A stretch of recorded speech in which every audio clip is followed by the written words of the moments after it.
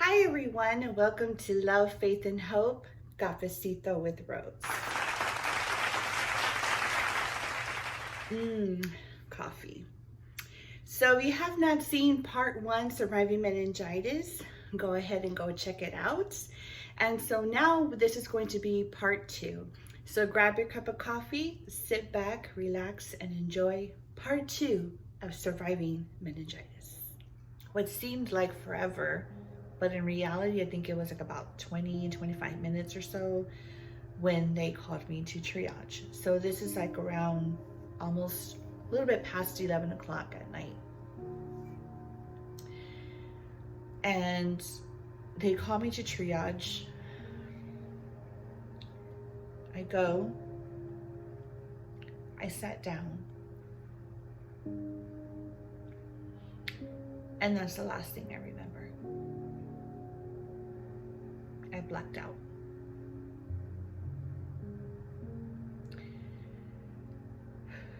Now, these next events that I'm going to share with you, they were told to me by my family members because I have no memory of it.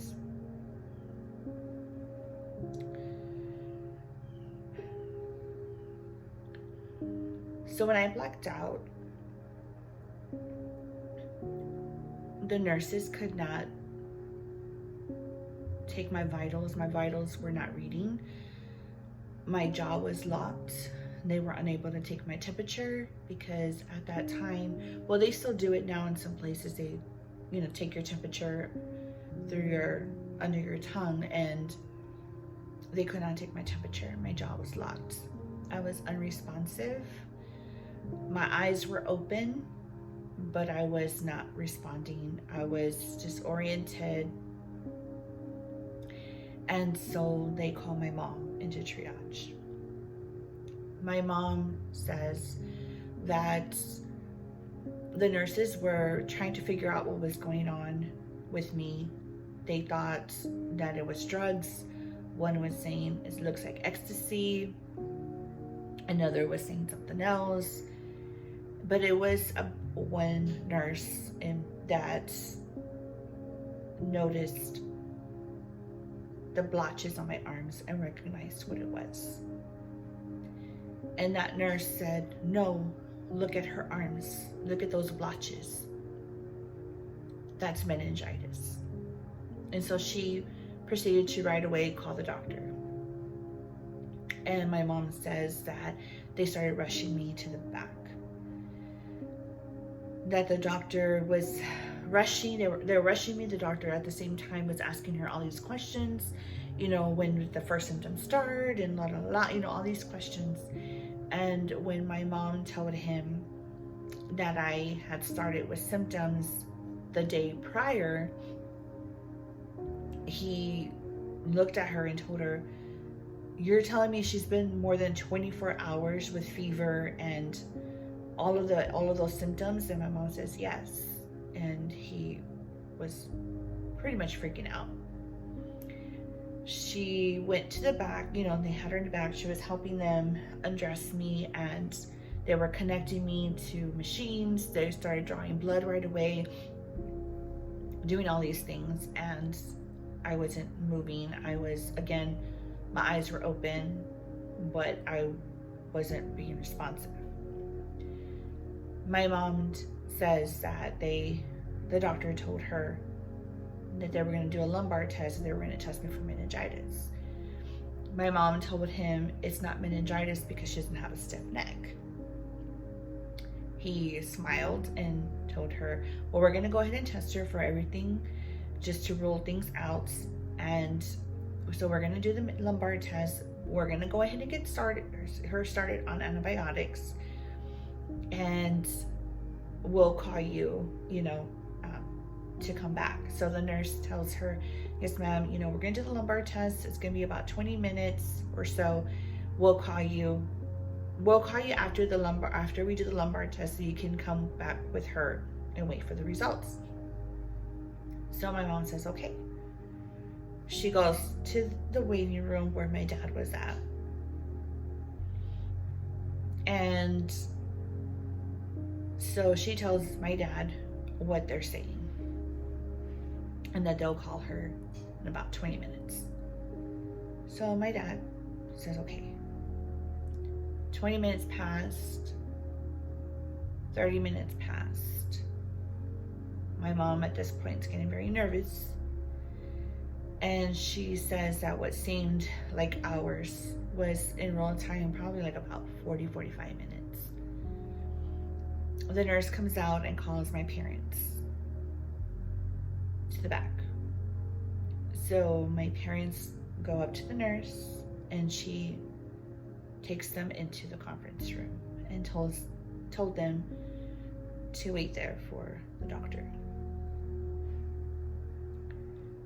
So my mom and my dad look at each other. My mom says that the way they looked at each other, she knows that my dad was thinking to himself, I need to be strong for her. And my mom was thinking to herself, I need to be strong for him. And my mom says, as she told my dad, this is not going to be good news. They don't bring you in here to tell you good news. It's going to be bad news. And she tells my dad, what if they're telling us that she's, and he told her, don't say that. Don't say it. And my mom says that when the doctor came in, it was the medical director and the nurse, that when he walked in, that her and my dad grabbed each other's hand. And my mom said, fortalecenos, Señor. Lord, give us strength. She said that the medical director told my parents, your daughter is very sick. So my mom held on to the word is, meaning I'm still alive. He tells them your daughter is very sick. She does have bacterial meningitis. He used the medical term, which is meningococcal, I forgot the full term, but then he told them that's bacterial meningitis. And the one that she has is the most fatal one that there is. From the very first symptom that you get, it's a matter of 6 to 8 hours until you die. And the fact that your daughter has had it for more than 24 hours, you brought her in too late. She has approximately 2 hours left to live. The fluid from her spine is milky white, and her brain is inflamed, and it has reached her brain. Her brain is full of pus. Her kidneys are shutting down. Her blood circulation is shutting down. That's why she has those blotches on her body. We have given her massive doses of antibiotics to see if that will help. But I suggest you call your friends and family, because chances are she's not going to make it through the night.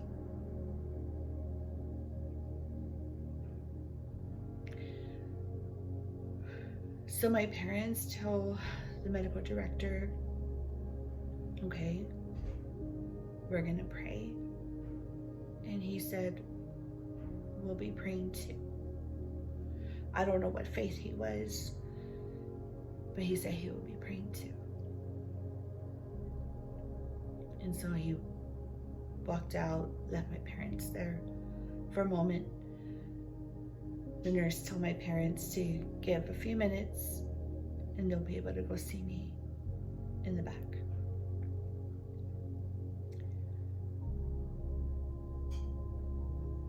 I can't even imagine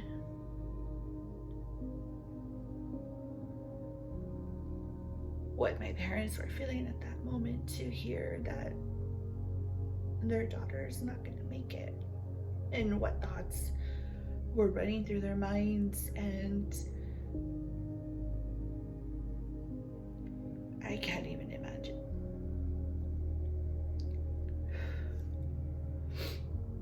So my dad looks at my mom and tells my mom, call the girls, meaning my sisters, and call Rich, my brother. So my mom starts making the calls. They go and see me in the back. My mom says that they had me way in the back, isolated by myself, and that I was pale. As you can see, I'm dark-skinned, and that my color was gone. I was pale. My eyes had tape on them. They were taped shut. And I was starting to get cold to the touch. And so my sister Rachel and my brother-in-law Tony were the first ones to arrive. And when they arrived, my dad tells my mom, I'm gonna go to the car. I'm gonna go pray. So my mom tells him, okay.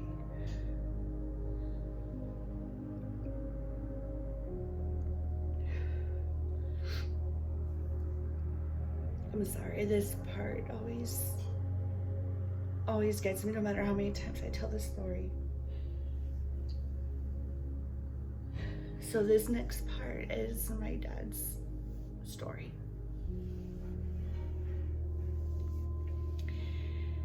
He didn't tell my mom right away. He told her maybe like a few days later or a week or so later. But he told my mom that he went to the car.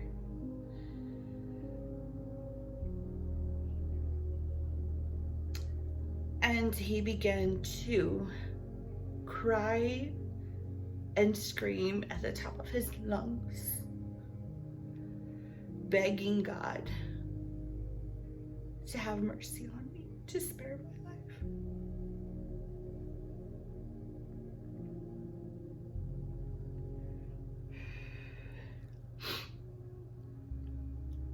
He tells my dad, he told God, God, have mercy on her. I know she was made for a purpose, and she has to fulfill that purpose. And then he told God, and it sounds, I don't want to say silly, but it always puts a smile to my face, and it always touches my heart. But he told God, God, you know I've been praying for her husband since she was a little girl. You can't take her away from him. You can't leave him without her. You can't leave him without ever meeting my daughter or ever marrying my daughter. You're gonna leave him a widow without even being married to my daughter. Don't leave him alone without her.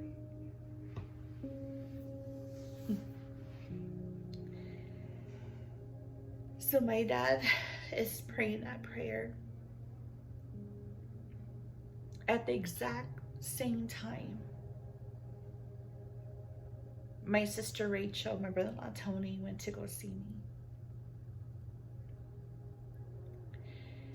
And when my sister saw me, she thought I was dead because of the way I looked.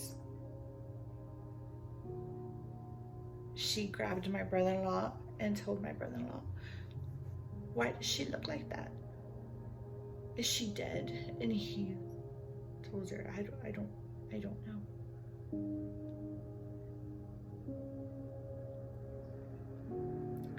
She said at that moment she had two choices. One,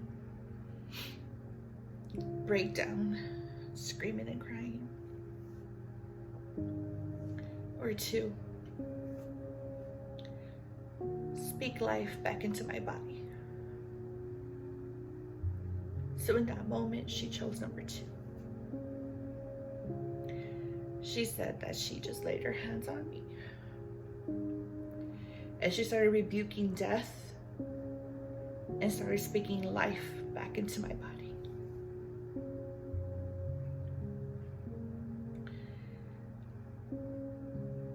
And they walked out and went with my mom. About 10-15 minutes later, my sister Becky shows up. And my sister Rachel begins to prepare my sister Becky for what she's gonna see, because she wants to go see me. So she begins to tell her what I look like. But my sister Rachel says that when she took Becky back there, that my color was coming back and that she no longer saw death, but she saw life in me. After my sister Becky, then it was my brother and friends that were showing up, friends of the family. One of my really good friends, Loida, it just so happened that her brother was there at the hospital that night with his father-in-law that wasn't feeling well. And so he was told right away, my parents informed him, and he called his dad. His dad is Pastor Santos Rodriguez and pastor of the Dios Amor Church here in San Antonio. And he is, I've known the family since I was like 4 years old. His dad, Santos Rodriguez, is, I guess you could say, my first pastor. And I love that family very dearly. My dad worked alongside him as well in the ministry, and so they're very dear to us. My friend Loida was living in New Braunfels at the time. So when my parents told her brother, he called his dad right away and called Loida. And Loida from New Braunfels got up, got dressed, and went straight to the hospital in the middle of the night. And I love you, Loida. That always touches my heart every time I think about it. I love you. So friends and friends of the family members, started showing up. And so now the doctors call my family into the conference room. And they don't know what they're gonna say, because 2 hours had passed and they didn't know if they were about to hear that I didn't make it. My sister Rachel told my brother-in-law Tony, stay with dad, stay with my dad. And she was gonna be with my sister Becky and my mom in case they said I didn't make it. They would be right there with them for that news. So the doctor comes in and began to tell my family that I made the 2 hours, but I wasn't out of the woods yet. I only had a 5% chance to make it, 95% chance that I would not make it. But they told my family that because how advanced the bacteria had reached my brain and all of that, everything that was going on with my body, he wanted to prepare them with the fact that if I survived, there was going to be complications. And he told me, I want to prepare you because it reached her brain. Her brain is inflamed, it's full of pus. And so if she survives, these are the complications that she will have. He said I would either be left in a vegetated state, either be blind, deaf, can't speak, paralyzed,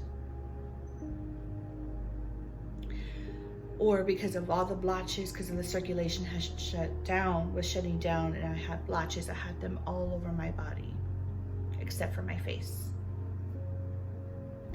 Those blotches can turn into gangrene, and they would have to amputate limbs. So he wanted to prepare them that something was going to be wrong.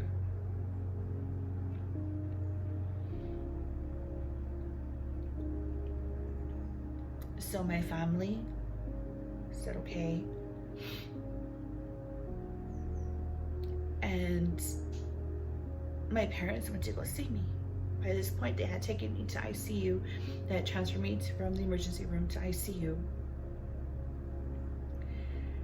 And my parents went to go see me.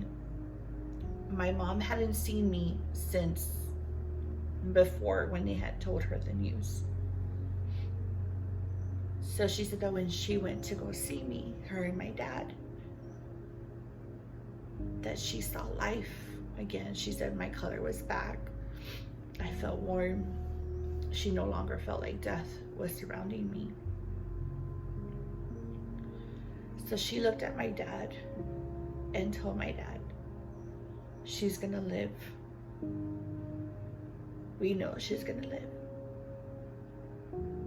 But now what we need to pray for, we need to pray for complete healing. I hope you've enjoyed part 2 of surviving meningitis. Don't forget to subscribe and hit that notification bell so you will be notified when our next video is uploaded. Stay tuned for part 3 of surviving meningitis next Sunday.